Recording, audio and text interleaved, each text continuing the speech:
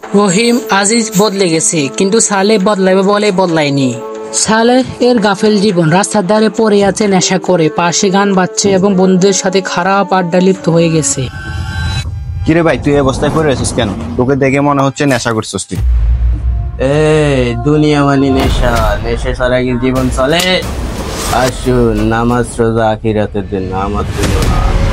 এই কথা শোনার পর সালেহ এর বন্ধু রাকিব চলে যায় এখান থেকে।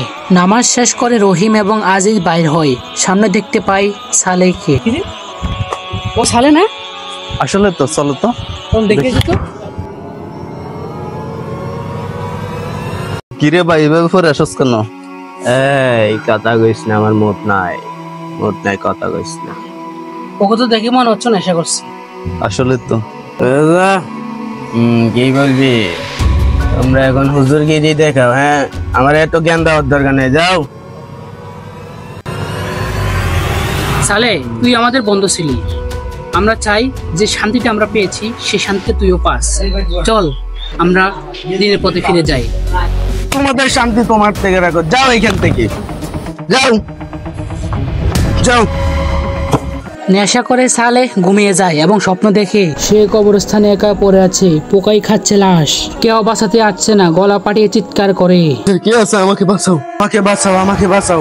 আমি মরতে চাই না, আমি ভালো হয়ে যেতে চাই। সালেহ এর ঘুম ভেঙে যায়। সালেহ ভয়ে ঘামাচ্ছে প্রচুর এবং সালেহ চিন্তা করে এই কবর কারোর জন্য থেমে থাকে না। এই ভেবে সালেহ দিনের পথে চলে আসে। সালেহ এর পরিবর্তন, সালেহ মসজিদে গিয়ে নামাজ পড়ছে। ওই সময় মসজিদে আছেন আজিজ এবং রহিম। সালেহকে দেখে তারা চমকে যায়। আরে, ও সালেহ না? কালকে তো দেখে ওকে নেশা করতে, আজকে দেখে দিনের পথে চলে আসছে। আল্লাহ যাকে হেদায়েত করে তাকে কেউ থামাতে পারে না। আলহাকুমুত তাকাসুর حتى زرتم المقابر كلا سوف تعلمون। আসসালামু আলাইকুম সালেহ ভাই, কেমন আছেন আপনি? ওয়ালাইকুম সালাম, আপনি কেমন আছেন? আলহামদুলিল্লাহ, আমি ভালো আছি। ভাইরা, আমি ভুল করছিলাম, আমাকে দিনের পথে আনতে সাহায্য করুন। আলহামদুলিল্লাহ, তুমি তো অলরেডি চলে আসছো, এটাই আল্লাহর অশেষ রহমত। দোয়া করবেন আমার জন্য। অবশ্যই।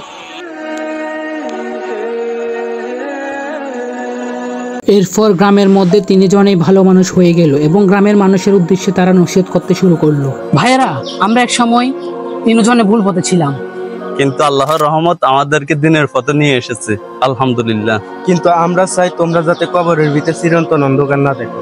তিন বন্ধু কবর জিয়ারত করছে। মৃত্যু শেষ নয়, তবে ভুল সিদ্ধান্ত আমাদের জীবনকে শেষ করে দিতে পারে। আজই ফেরা দরকার দিনের পথে।